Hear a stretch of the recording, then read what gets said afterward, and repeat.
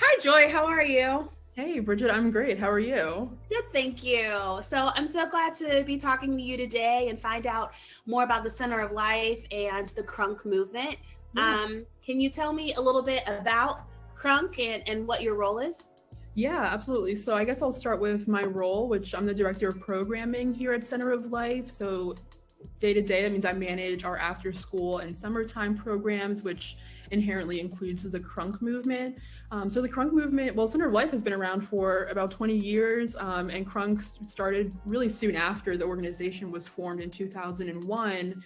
And the KRUNK movement was actually born out of a collaboration between Center of Life and the Graduate School of Public Health over at the University of Pittsburgh. And though that was before my time, my understanding was that it was originally an initiative wherein teenagers would use music and other kind of creative tools to share messages around physical and mental health to their peers, because who else can talk to teenagers better than teens themselves? So giving them not just the equipment and kind of like creative and technical knowledge to be able to create music, but showing them how to do research to back up their opinions and experiences and perspectives, and how to clearly articulate their viewpoints on different things. And in recent years, that has expanded from both physical and mental health to include social justice as well. So most of the students that we work with in the KRUNK movement, though it's a diverse group, is largely minority students. And so giving them the tools to speak about things like Black Lives Matter and police brutality and those different things, really anything in the realm of social justice, is kind of fair game for them to talk about at KRUNK and to create music and art around. So they're kind of like, they're creative activists, those young ones. I love it. That's so awesome. I think like even like creating art, and then some people just create art for art's sake, but to have a real purpose and advocacy behind it. I really like the idea of like health and mental health, and then, social justice is just always an issue that deserves a platform too. Yeah. So that the kids have been able to do that. Yeah. And then you said through arts and then in some digital and technology ways as well. Yeah. So our students, they kind of vary as far as their preferred medium, if you will. So some of our students are vocalists, some of them are songwriters, some students are producers and beat makers, or even instrumentalists that make a lot of kind of like the background music for songs. Some of our students are graphic designers or videographers or photographers. We've had dancers in the past. We've had kind of like equipment manager type students in the past. So really, in addition to showing students how to kind of like articulate their perspectives and giving them the tools to do that, I think it's also about this idea of career readiness. And I think this limited view that a lot of us have, especially as young people, about the music industry. Like you see the rapper on the magazine cover or the lead singer or something like that, but there are all these different entry points into the music industry, and to be able to do something creative and meaningful and powerful that you can still make a livable income on. So hopefully trying to connect people, whatever their creative outlet is, with career opportunities and education and training opportunities around that. That's awesome. Yeah. Being able to see like the behind the scenes. I agree. So many times people, they kind of praise one image, right, of art or success. And there's so many different other parts that go into it. So them kind of having access behind the scenes. Yeah, absolutely. And I got a chance to check out your website, which has like a lot of videos and like a really nice, like, showcase of what the kids have been working on. What is some of the work that KRUNK is most proud of? It's hard to say, because I'm kind of blown away every time they release music or a music video or anything like that. So it's hard to choose just one. But maybe several summers ago, there was a project and song called 60s. And I felt like at that point was like an official turning point into us considering social justice and giving students the space to discuss those things and how it impacted them. I just saw a lot of, in addition to the great music and art that came out of it, a lot of really powerful conversations around that. And maybe because I'm a little, because because I can look back at that event and that moment in hindsight, and I can see where those youth artists are now. And I can't even really call them youth artists. They're young adults, and a lot of them are still pursuing music and creative endeavors. So I feel like that experience has been the most meaningful, because I was able to see and can still see how they were impacted by their experience here at KRUNK. And obviously there's a whole lot that people could talk about in music, especially in rap music, or hip hop and R&B kind of things. And so seeing those artists that we had at the time, now that they are more independent artists and not necessarily under the purview of the KRUNK movement, still choose to use their voice in that activist kind of arena. That's awesome.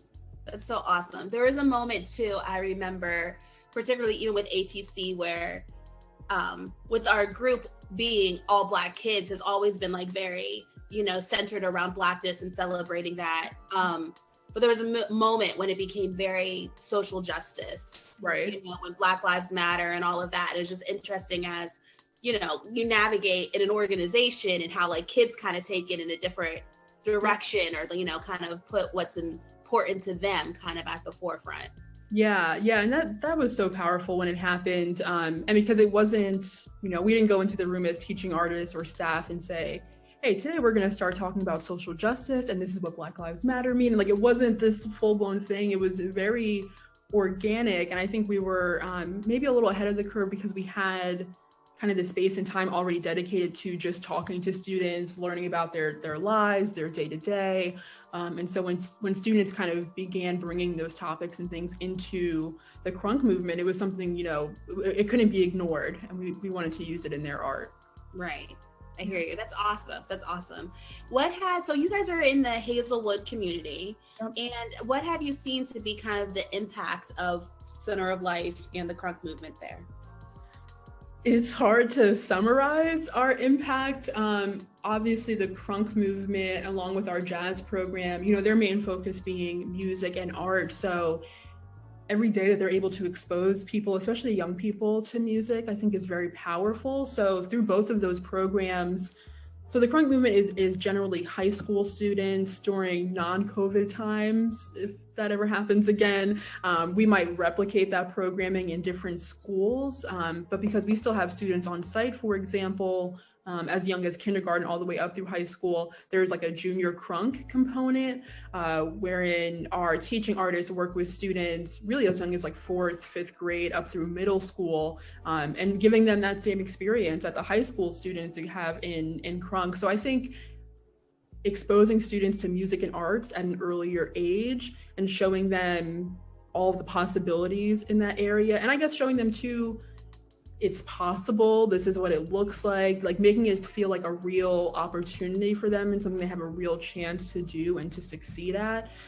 So that has generally been kind of the most meaningful impact, especially over the last year. So at Center of Life, we're operating a community learning hub, which is really a countywide initiative right now to host students in small groups in person, so that they can still get small group and one-on-one attention for their academics, despite the in-person learning not happening through Pittsburgh public schools. And so the fact that we're able to provide junior KRUNK and our jazz programs to those students has been really beneficial this past year, because it served really as kind of like an emotional outlet for a lot of those students, and a chance to not be on Zoom and Microsoft Teams 24/7.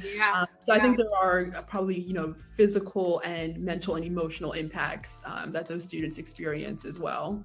100%. And again, it's one of the benefits of being a community organization. It's like, what do these students need at this time? And so it's like, okay, well, this pandemic is happening. These students still need the ability to emotionally connect and be social in some form, and a path to success education wise too. So that's awesome. Yeah, I know ATC has kind of tried to do a couple of things with that too, just like providing another space, like even just being out of the house and being another space alone is powerful, honestly, and just like trying to be able to provide those opportunities, or just have another point of contact, because what the kids have had to deal with, like, it's been a lot. An adult, this pandemic has gotten me. So yeah, they're definitely resilient.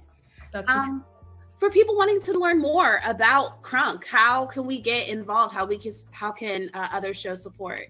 Yeah, I mean, there are so many ways to do that, but like you did, checking out our website and kind of like our online and digital presence. KRUNK specifically as a program is on most social media channels at KRUNK PGH. So that's a great way to follow us and kind of stay in the loop about upcoming performances, releases, and things like that. Of course, donations are always welcome. We're fortunate enough to have access to a lot of music equipment and technology that helps the students, but because it gets used every day and time passes and the world keeps spinning, things always have to be replaced and different things like that. And we also take like material donations as well. So for example, in our private lesson program that's offered to students free of charge, we actually give students instruments so they can keep them at home without any kind of financial barrier or lack of access in order to participate in that. Booking us for shows, coming to our shows, playing our music, sharing our posts and retweeting and all of those kinds of things are all wildly beneficial to the program. Yeah, you guys do. You have a really strong internet presence. I've seen like SoundCloud and oh yeah, this is Spotify or YouTube, iTunes. There's a lot of it's on all streaming platforms. So however you listen to music, you can find us. That's awesome. That's so great.